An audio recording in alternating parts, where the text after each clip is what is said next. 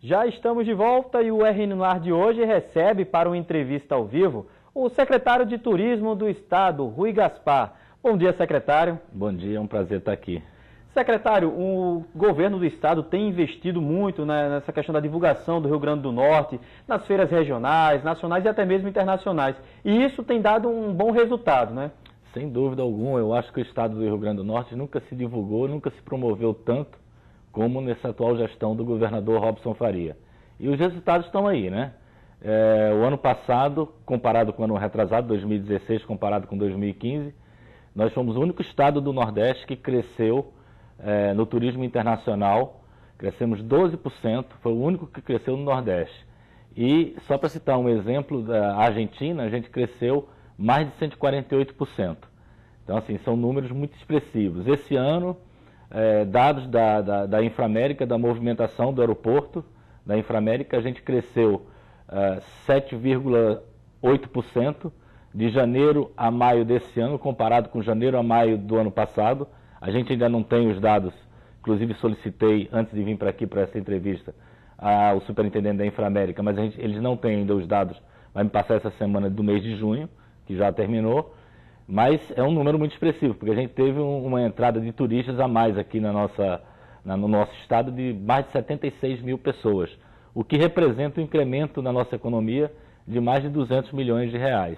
E o senhor falava a respeito do número de voos, e isso é algo que tem sido comemorado até mesmo como uma constante pelo governo do estado, que periodicamente tem um incremento de voos diretos, voos regulares. A Argentina é um exemplo disso, um exemplo bem sucedido, que depois que começou esse voo regular, Exato. Aumentou aí 148%, isso, como o senhor falou. Esse número ainda é maior, viu? Porque a gente tem notícia e sabe, eu mesmo quando viajo para São Paulo, viajo para Brasília, Rio de Janeiro, você entra em qualquer voo desse, você vê mais de metade das pessoas que estão dentro desse voo, que é um voo doméstico, de argentinos ou de paraguaios ou de chilenos.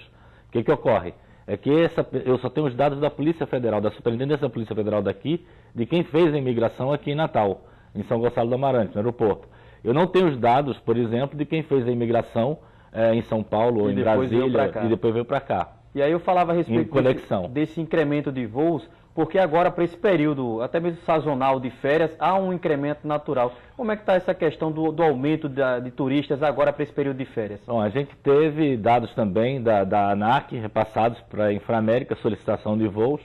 Foram 189 voos extras que estão vindo aqui agora, desde o mês de junho até o mês de julho. Isso também é um volume muito alto, a gente deve ter aí mais de 30 mil turistas chegando aqui no nosso estado, o que também vai movimentar bastante a nossa economia, vai entrar mais de 40 milhões de reais nesse cálculo que a gente está fazendo. Então, 75 milhões, desculpe. Então, assim, a gente vê a força do turismo, o governador tem investido nisso porque sabe que através do turismo, gerando emprego, gerando renda, ele vai poder ter mais impostos para poder investir na saúde, na educação e na segurança pública, que são os 3 pilares importantes de qualquer governo, né? O senhor falava a respeito de quase 200 voos extras agora para esse período, e a grande pergunta é como conseguir reter algo que é sazonal em razão do período de férias, mas como conseguir manter parte desses voos como algo regular, realmente como um aumento dessa nossa malha viária? Esse é o objetivo, né? Que a gente tem, que é difícil, você tem realmente uma demanda extra nas temporadas, como julho e como janeiro, fevereiro, existe isso, dezembro também, é natural, e o ideal é que você consiga manter, até porque todo mundo reclama, a gente tem uma demanda, a lei da oferta e da procura, a gente tem uma demanda muito grande, Natal é um destino muito querido, muito bem vendido, agora nem Natal só, né? Você tem São Miguel do Gostoso, que eu tive esse final de semana lá, que também está estourando, um destino fantástico, Pipa, que já está consagrado, né? A gente tem investido muito na interiorização do turismo também, na Santa Cruz, o maior movimento católico do mundo, tem divulgado, fizemos várias campanhas mostrando todo o interior do estado.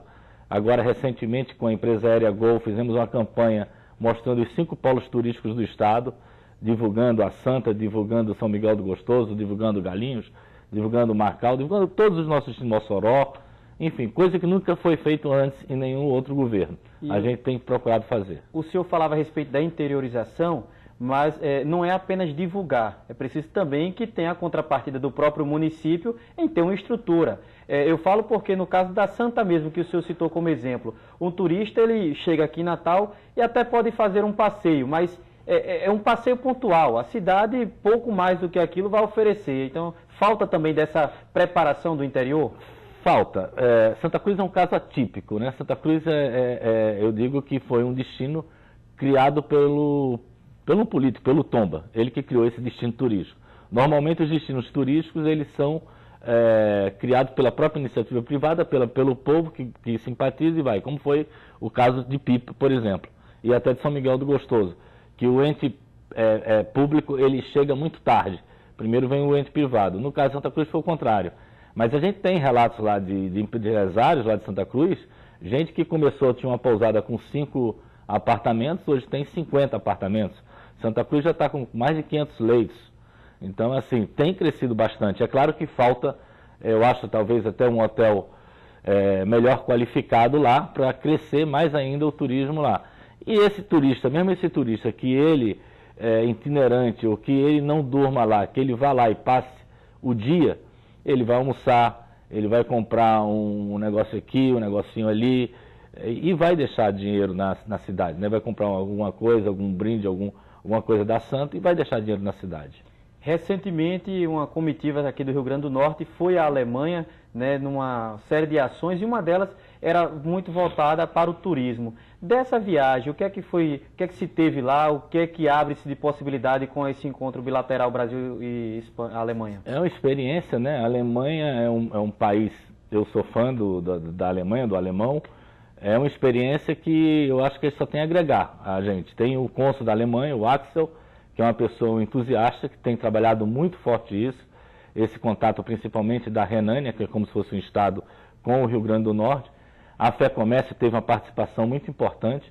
Vale ressaltar que todas essas despesas foram pagas pelo governo alemão. A gente foi como convidado, então foi uma parte empresarial, foi o estado, foi os municípios de Natal, São Miguel do Gostoso, Serra de São Bento e Tibau do Sul, foram também nessa comitiva.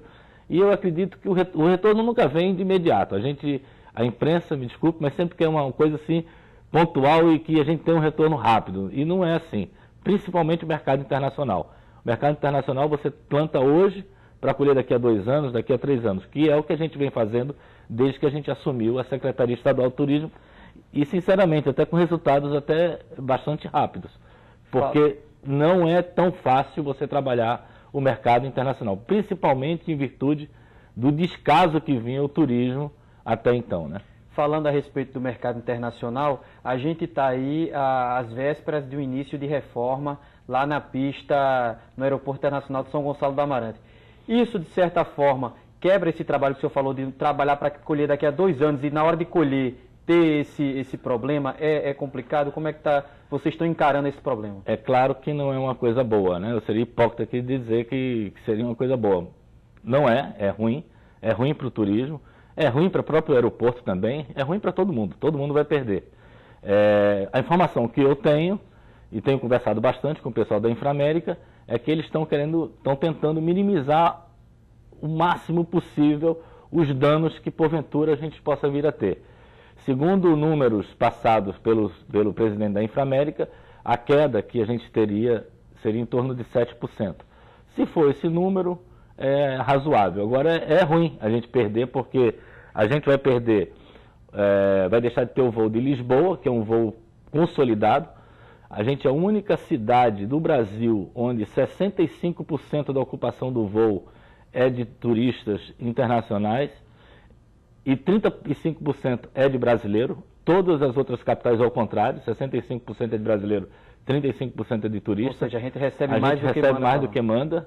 É um voo estratégico, é um voo que, sem dúvida alguma, mudou o azimuth do turismo aqui dentro da nossa cidade. Provavelmente o de Buenos Aires também deve parar, porque também é um voo noturno.